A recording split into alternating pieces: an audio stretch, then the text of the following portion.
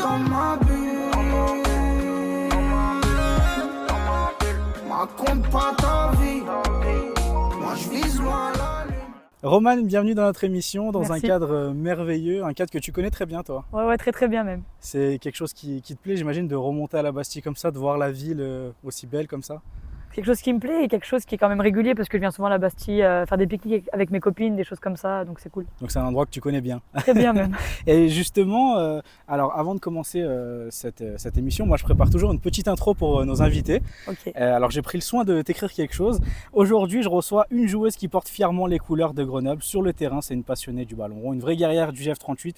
Elle a le mental, le talent, mais aussi la tête sur les épaules. Pour elle, c'est pas juste du foot, c'est de la discipline. Elle représente sa ville et son club fièrement. Roman, bienvenue dans notre émission. C'est parfait ce que tu as écrit. On est bon? Ouais, on est bon. Roman, Grenoble, qu'est-ce que ça représente pour toi, autre que le football? Grenoble, c'est ma ville de cœur. C'est la ville où j'ai grandi et où je suis encore. Je trouve que c'est une ville qu'on peut beaucoup critiquer, que les gens peuvent beaucoup critiquer, mais c'est un super beau cadre, c'est une super belle mixité, il y a plein de choses à faire. Une ville étudiante qui bouge tout le temps, donc je pense que pour moi c'est dans le top 10 des villes françaises, quoi. Quand même. Ah ouais. J'ai pas peur de le dire. T'es quand même fier d'être ici et de suis- tout ce que ça représente à côté du foot aussi. Donc tu fais partie du Ouais. GF38 comme j'ai dit. Donc forcément il y a un lien en fait direct avec le sport. Il y a le foot et le lien avec le sport qui est énorme. Mais mes copines, elles se moquent souvent de moi, elles me disent que je suis la mère de Grenoble parce que je vante cette ville. Ouais. Mais j'ai pas peur de dire que c'est une très belle ville et qu'on s'y sent très bien ici. Alors justement on est là aussi pour parler foot. Comment ça a démarré toi ton aventure dans le foot? On sait que ça fait déjà des années que tu es au GF38 mais la passion elle arrive quand dans ta vie? Ouais, ça fait un peu plus de 10 ans que je suis au GF38 du coup. J'ai commencé le foot à l'âge de mes 9 ans. Mais avant ça, j'allais voir mon père jouer au foot, au soccer avec ses copains. Ça m'a plu, je touchais le ballon de temps en temps, je regardais les papas jouer. Puis un jour, mes parents ils m'ont dit tu veux faire quoi l'année prochaine? J'ai dit bah pourquoi pas du foot. Du coup, ils m'ont inscrit à l'ES Manival. J'ai commencé à mixiter avec les garçons. Et depuis, j'ai plus jamais lâché le ballon. Et justement c'est intéressant, tu as commencé en mixité. Ouais. Quelle est la différence un peu tu vois, quand justement tu fais du foot en mixité Ouais. et entre filles? Parce que j'imagine qu'il y a forcément une différence. Bah moi, je voulais pas aller avec les filles. C'était vraiment Ah un ouais truc que je voulais pas du tout. Non, mes parents me disaient va avec les filles, va avec les filles. Du coup, je voulais pas y aller. Et j'étais bien avec les garçons, on se sent bien. Dans les groupes, on se sent bien. Il y a peut-être quelques comportements qui dérivent à l'âge de 14-15 ans à peu près. Tant des parents que des joueurs de ton équipe ou en face. Donc je pense que c'est à ce moment-là même que toi, en tant que joueuse de foot, tu dis bah là il est temps de partir. Et puis il y a une certaine pression aussi dans le football, je pense qu'on n'en parle pas assez, mais tu sais effectivement comme tu dis des parents, Ouais. des fois il y a des parents de jeunes, tu vois, qui sont là en fait en bord de terrain, qui Ouais. engueulent leurs enfants et qui mettent beaucoup de pression sur les enfants. Toi, est-ce que t'as pas ressenti ça à un moment donné toi dans ta vie? J'ai jamais ressenti ça de mon père, Ouais. parce que mon père c'est quelqu'un qui est plutôt juste, donc il va me dire si c'est bien ou si c'est pas bien, et je trouve que c'est quelque chose de bien. Mais tu as déjà vu des choses quoi. Ouais. Déjà vu des choses sur des enfants, et je vois encore quand je coach ou quand je vais voir des matchs les week-ends, et je trouve ça c'est inadmissible. Des fois je me dis même pourquoi les parents sont autour du terrain, et même il y a d'autres parents parfois qui ont fait des réflexions, moi ça m'a pas plu. Je disais rien parce que ça servait à rien de se disputer ou d'aller plus loin, mais c'est des choses qui t'atteignent en tant que t'es une enfant, tu joues au foot et ça t'atteint. Et ça quoi. peut traumatiser aussi, Ça- bien sûr. Mais en fait, si tu as un peu de force, on va dire, dans ta tête, tu te dis, bah, aujourd'hui, c'est eux qui te lâchent les pieds, en fait, ces personnes. C'est ça. Donc c'est ça qui est rigolo. Justement avec le succès, avec les choses qui suivent. Ça fait pas mal d'années donc comme j'ai dit que tu es au club. Qu'est-ce qui te donne autant envie de rester? Parce que finalement on pourrait se dire bah Ouais. voilà, ça fait quand même un moment qu'elle y est. Est-ce qu'elle n'a pas envie d'autre chose? Qu'est-ce qui te donne envie de rester dans ce club? Bah, déjà, ce qui m'a donné envie de rester, c'est l'amour du maillot. Je joue pour moi, pour mon staff, mes copines, mais je joue pour le maillot. Et je pense que quand tu pars du principe que tu joues pour le maillot, tu as déjà cette grinta en plus, tu vois. Après, j'ai eu mes études qui étaient ici, j'ai toujours privilégié mes études avant le foot.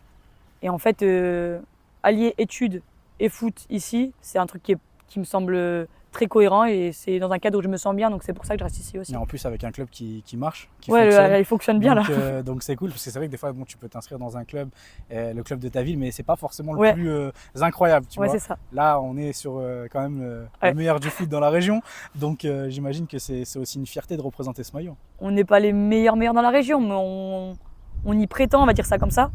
C'est une très grande fierté de représenter ce maillot. Et il y a plein de valeurs que certaines personnes ne peuvent pas voir ou peuvent critiquer le GF38, mais je pense que quand on y est dedans et quand on voit comment les coachs sont quand même soudés les uns avec les autres, nous, je sais qu'on parle de la D2 féminine, enfin, la future D2 féminine, parce que c'est nous, mais derrière, il y a des U13, des U11, une R1, des U18, c'est un club, quoi. Ouais. Et il y a les garçons aussi à côté. Et justement, vous avez un lien, j'imagine, avec les garçons. Comment ils perçoivent un peu ce que vous faites aussi au quotidien? On n'en parle pas tant que ça, mais le fait qu'ils sachent qu'on travaille à côté, qu'on ait une vie, ils trouvent ça très très méritant. Ils disent ah ouais, vous faites les deux, putain, purée, enfin. Ah, vous êtes fort, quoi. C'est fort, ouais. Ouais, parce que c'est vrai que toi, tu travailles à côté. Ouais, c'est ça. Et justement, on parle du foot féminin. Est-ce qu'aujourd'hui, on le sait, ça évolue de plus en plus, on en parle du moins de plus en plus. Est-ce que toi, tu as une vision sur ça? Est-ce que tu penses encore te battre aujourd'hui pour en fait, te dire en fait le foot féminin, ça existe autant que les gars? Je pense que c'est un combat qui sera très long encore. Parce que certes, il y a des évolutions, mais on n'est toujours pas au niveau des garçons. C'est sûr qu'on génère pas autant de sous, mais on sera pas au niveau des garçons bientôt, quoi. Mais je pense que ça évolue petit à petit. Il faut prendre le positif qu'on a à prendre, le négatif on le met de côté et puis ça nous servira de leçon.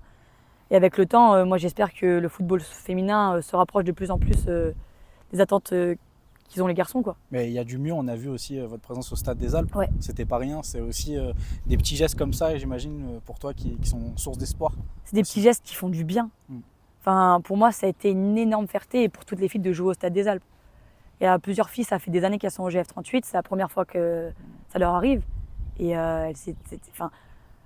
t'avais une sensation, t'as des supporters, les Red Chaos, ils sont venus, ils ont chanté pour nous. Franchement, à la fin du match, on fait 1-1. Donc triste, mais on était remplis de bons souvenirs. Est-ce que toi, dans le foot, il y a une joueuse ou un joueur qui t'inspire au quotidien? Je sais que cette phrase, elle est un peu bateau parce qu'en vrai, il doit y en avoir plusieurs, mais si tu devais en retenir un, genre, ou une. Il n'y a pas forcément quelqu'un qui m'inspire plus que ça, tu vois.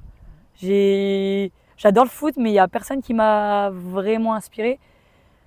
Mais après, je vais dire Wendy Renard parce que c'est une fille qui est à mon poste, mais je trouve qu'elle dégage des valeurs par-dessus ça. Hier, elle a encore fait une conférence de presse quand sa copine Eugénie Le Sommer, et en gros, elle part de Lyon. En fait, elle dégage des valeurs, elle dégage un sentiment qu'en fait, c'est une famille, une équipe. Et c'est pas juste du sport. C'est ça, c'est pas juste du sport. Et en fait, je me suis grave retrouvée dans ce qu'elle a dit Wendy Renard. Donc humainement, ouais, plutôt. Humainement, c'est. Ouais. Après, sur le foot en elle-même, on est le même poste, elle joue bien, donc c'est normal que ça soit. Beaucoup, voilà. Effectivement. Toi, tu joues depuis très longtemps au GF38. Est-ce que tu sens qu'il y a une forme de responsabilité sur tes épaules ou toi, tu le vois pas comme ça Je dirais pas une responsabilité. Sur le terrain? Ouais, pas forcément une responsabilité, mais tu es du club, tu dois montrer que tu es du club et tu dois faire passer le message aux filles qui sont du club. Parce qu'il y a des filles avant toi qui se sont battues, qui ont voulu monter le club au plus haut niveau. Il y a quelques années en arrière, le club il était premier, deuxième de Ligue 2, donc potentiellement monté en D1. Ça l'a pas fait. Il y a 2 ans, on descend en D3. C'était triste pour moi, parce que je l'ai pris personnellement, tu vois. Mais il y a pas mal de filles qui disaient il y a une histoire dans ce club, il faut que vous sachiez l'histoire et il faut qu'on se batte pour l'histoire. Donc je pense que les valeurs qu'il y a au fur et à mesure dans ce club, elles se perpétuent au fil des années, quoi. Il n'y a pas si longtemps, vous avez été donc sacrée championne. Ouais. Qu'est-ce que ça signifie pour toi, cette victoire? Ça signifie en fait la victoire, en fait. C'est tout simplement ça. Ça montre que on n'était pas peut-être les meilleurs sur le terrain. On n'était vraiment pas les plus attendus. Nous, beaucoup de personnes nous disaient vous allez vous maintenir, ça très bien. Donc en fait, ce qui est bien, c'est que ça fait l'effet un peu de surprise, tu vois. Et on était trop contentes vraiment d'être montées aussi haute. Mais je pense que ce qui a primé cette année, c'est vraiment le groupe. Le collectif, ouais. Le collectif. Le collectif sur le terrain, mais en dehors du terrain. Parce que on est chacune des filles qui sont très différentes, chacune notre métier, chacune notre vie en dehors du foot, donc notre vie plus intime, plus secrète. Chacune a eu ses problèmes, des peines de cœur, des peines familiales, de tout. Hein. Mais en fait, la plupart des filles étaient au courant de chacune, des problèmes de chacun. Et en fait, c'est ce qui a fait qu'on a déjà tissé des liens et qu'on s'aime. Parce que c'est pas on est copines du foot, il y a de l'amour, de l'amitié entre nous. Et c'est ce qui a fait qu'aujourd'hui, on a réussi à aller au plus haut niveau. Sans rigolade, sans pleurs, tu n'y arriveras pas. Ouais. Tu penses qu'il y a vraiment ce truc-là dans les clubs, en tout cas Dans notre club pour l'instant, c'est pour ça en partie qu'on monte cette année. Parce que on s'aime entre joueuses, on aime le staff. Et je pense que si tu pars du principe que tu as une bonne entente et que tu vas te battre les unes pour les autres, Sur le terrain, tu es forcément meilleur. voilà. Sur le terrain, tu vas te battre pour l'une. Donc tu loupes, t'es pas la meilleure, c'est pas grave, mais si tu te bats pour ta copine, c'est le plus important. Est-ce qu'il y a une chose qui te rend le plus fier que d'autres? Un truc, tu vois, dans le sport, ou pas, hein, ça peut être aussi ta famille peut-être, mais quelque chose où tu te dis, ouais, là, je suis quand même fier d'avoir accompli ça, quoi. Bah, je suis fière d'être montée cette année. C'est vraiment un truc de fou qui s'est passé. Je suis vraiment fière d'être montée et voir que toutes les filles étaient émues. Il y a des filles à la fin du match qui ont pleuré parce qu'il y a des filles qui ont vécu la descente. Moi, j'ai vécu la descente et c'était un truc... c'est un truc horrible. C'est comme si demain, la personne avec qui t'es, elle te dit c'est fini. D'un coup comme ça et bam, tu Ah, tu descends. le prends comme ça? Enfin, en fait, pour moi, le foot, c'est de l'amour. Et en fait, c'était une grosse déception amoureuse. Donc c'était horrible. Et en fait, voir que toute ma famille était trop content. Mon père, après le match, il filmait. La vidéo, elle a aucun sens. Ma tante qui me dit j'ai les larmes aux yeux, je suis trop émue. Ma grand-mère, enfin, toute ma famille était vraiment très très contente, que ce soit de mes cousines à ma mère, enfin, vraiment tout le monde. Et les gens en dehors du foot, qu'on serait en foot, super contents. Et les gens du district, des choses comme ça, qui t'envoient des messages, qui te félicitent. Enfin, ça fait du bien. Ça fait du bien de se sentir reconnu. Ça fait du bien qu'on ait réussi quelque chose, quoi. On a abouti quelque chose. En tout cas, Romane, merci d'avoir accepté l'invitation. C'est Pas de un souci. plaisir de t'avoir ici dans notre émission Dans ma bulle.